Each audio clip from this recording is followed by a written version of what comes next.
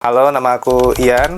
Aku sebagai musik produser, sudah sebagai musik produser dari tahun 2013 ya bisa dibilang. Dan selama produksi musik banyak banget yang apa ya istilahnya, yang udah dijumpain, termasuk berbagai peralatan, gear di studio itu udah banyak banget. Apalagi perkembangannya dari 2013 sampai sekarang itu udah jauh pesat gitu. Termasuk juga MIDI controller sebenarnya. MIDI controller itu nggak bisa lepas dari kehidupanku dalam membuat musik gitu. Jadi awal make MIDI controller itu sebenarnya dari tahun 2011 waktu masih SMA kelas 3 kalau nggak salah. Jadi orang di saat itu mungkin nggak kenal ya MIDI controller itu apa sih gitu. Orang taunya cuma keyboard biasa gitu. Nah di saat orang lain yang mungkin seumuranku berlomba-lomba untuk membeli keyboard ya, aku malah membeli MIDI controller.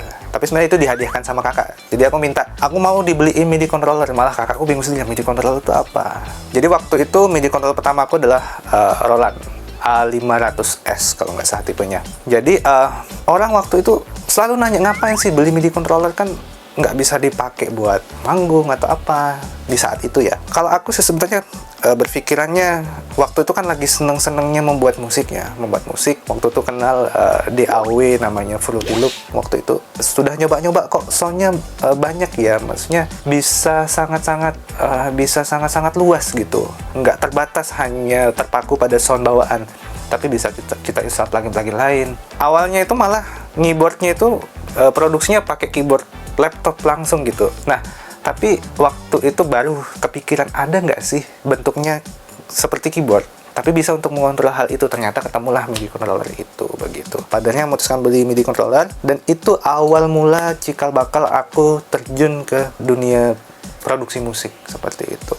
Nah, untuk brand-brand MIDI controller sebenarnya udah banyak pakai ya. Ada yang kedua waktu itu waktu kuliah beli Novation juga, terus yang terakhir juga beli Keytar Alesis. Tapi nggak tahu ya, ketika membeli sebuah MIDI controller tertentu misalnya sebelah merek-merek tadi, selalu ada keinginan untuk membeli yang lain gitu. Kayaknya ada sih yang lebih enak, ada yang lebih enak feel-nya atau apanya, fiturnya dan lain-lain. Nah pada akhirnya setelah mencari-cari MIDI controller dengan range harga-harga tertentu, dengan fitur-fitur tertentu, dan ketemulah NUX NTK gitu.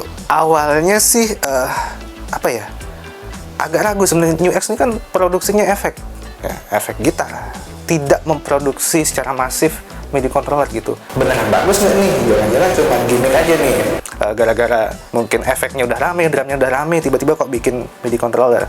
Tapi ternyata setelah nyobain NUX NTK series, itu adalah salah satu MIDI controller yang apa ya, yang ketika dicobain udah kayak nggak kepikiran lagi buat nyari yang lain gitu. Jadi kalau untuk keperluanku, NUX NTK itu sangat-sangat memenuhi ya. Baik itu dari playability-nya enak banget. Dulu ngiranya malah MIDI controllerku sebelum-sebelumnya itu udah playability-nya udah paling enak gitu. Tapi ternyata setelah nyobain si NUX NTK ini, terus nyobain lagi MIDI controllerku yang lama, udah jauh. Playability-nya udah jauh apa ya? Jauh lebih enak yang ini gitu. Terus dari segi fitur juga lumayan komplit ya, bisa dibilang sangat komplit di kelasnya di harga segitu. Kalau seandainya kita nyari di brand-brand lain dengan fitur yang tersebut yang NUX NTK series punya, itu biasanya akan ketemu di harga-harga yang jauh di atasnya gitu. Tapi kalau seandainya kita bermain di harga yang sama, NUX NTK series bisa dibilang paling komplit, paling durability, paling lengkap gitu. Nah, kemudian kalau kita bicara kurang nih, ada satu kurangnya sebenarnya NTK series ya. Jadi ini emang bukan MIDI controller yang perfect ya, ada kurangnya juga. Salah satunya adalah dia berat. Aku nggak tahu nih, ini bisa dijadiin sebagai kelebihan apa kekurangan. Tapi untuk orang yang mobility-nya cukup tinggi, yang pakai gig bag, kemungkinan akan sedikit berat. Tapi berat ini bisa juga sebagai bukti, bisa juga untuk menunjukkan bahwa build quality-nya bagus. Dan emang sebagus itu build quality-nya. Kalau seandainya kita ngangkat MIDI controller sebelumnya itu kayak ngangkat ringan, ngangkat plastik gitu. Tapi kalau ini emang kayak ngangkat, oh ini metal nih, dalamnya ada metalnya gitu. Ya kalau kita ketok-ketok juga langsung bukan kayak bunyi plastik gitu, keras gitu. Nah, jadi bisa dipastikan bahwa build quality-nya emang bagus gitu. Itu sih. Selebihnya mungkin ini bukan kekurangan juga sih, tapi kan NUX NTK series ini punya 3 tipe ya. Ada tipe NTK 37Z, ada 49Z, ada 61Z. Yang membedakan bukan hanya keys-nya, tapi fiturnya juga. Kalau NTK37 cuma ada fader doang. Nah, kalau di yang 49 itu udah ketambahan sama knob, yang 61 itu ketambahan pad gitu. Harusnya sih kalau bagi aku ya, MIDI controller yang apa ya, yang enak sebenarnya untuk dibawa-bawa untuk mobility, tapi memiliki playabilitas yang agak luas itu yang 49 sebenarnya. Nah, agak sayang aja di seri 49 ternyata nggak ada patch-nya gitu. Padahal kalau di aku sih patch itu kepake untuk mengaktifkan atau menonaktifkan efek-efek tertentu atau instrumen-instrumen tertentu gitu. Jadi bukan cuma buat main aja, tapi buat untuk kontrol juga gitu. Tapi sejauh ini sih aku belum menemukan kekurangan yang apa ya, yang membuat aku pengen beralih ke MIDI controller lain gitu. Aku rasa pakai New X NTK series ini udah cukup puas dan udah nggak mikir lagi buat ganti controller atau upgrade MIDI controller. Ini adalah perfect companion gitu dengan sistem kerjaku, dengan ritme kerjaku selama ini gitu.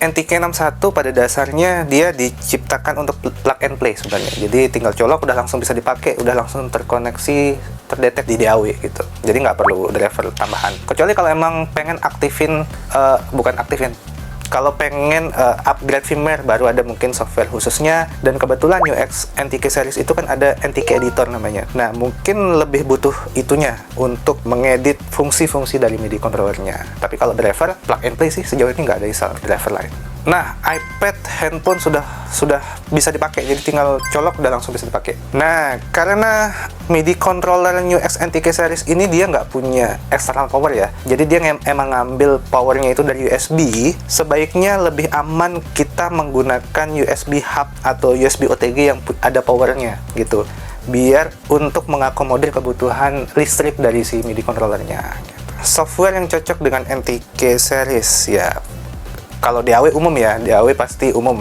Tapi kalau seandainya kita ngomongin instrumen, secara pribadi kalau di iPad atau di HP itu aku sukanya sama Synth-One namanya. Sama ada namanya King FM. Nah, itu gratis yang bisa teman-teman download dan itu suaranya enak. Ya, enak banget dan pemakaiannya juga simple. Tinggal plug and play dan bisa juga digunakan knob-knob si MIDI controllernya bisa dipakai di aplikasi tersebut gitu. Nah, kalau di DAW, di plugin DAW itu ada banyak sih sebenarnya. Ada Splice, ada Splice, terus ada June, ada Serum, ada kontak macem-macem, dan ada punya Polarity Audio beberapa. Banyak pilihan kalau kita ngomongin komputer gitu. Dan semuanya enak. Apalagi kalau kita ngomongin plugin piano, instrumen piano. Aku rasa pianis akan suka dengan New X NTK series karena dia punya semi-weighted case. Jadi feel bermain pianonya itu enak banget, tapi tidak seberat hammer. Kesalahan paling umum orang awam untuk memakai MIDI controller adalah tidak memakai fiturnya yang diberikan oleh MIDI controllernya. Karena selama ini aku lihat yang dipakai cuma touch-nya doang gitu. Knobnya nggak dipakai, fadernya nggak dipakai, pads-nya juga nggak dipakai. Tapi ketika memilih MIDI controller, malah orang-orang tersebut malah melihat hal-hal seperti itu gitu. Jadi seolah-olah ketika MIDI controllernya banyak tombolnya, banyak knobnya, banyak pads-nya, itu menurut MIDI controller bagus gitu. Padahal enggak. Ada banyak banget aspek yang bisa menentukan bahwa kita ingin memilih MIDI controller seperti apa. Salah satunya itu playability.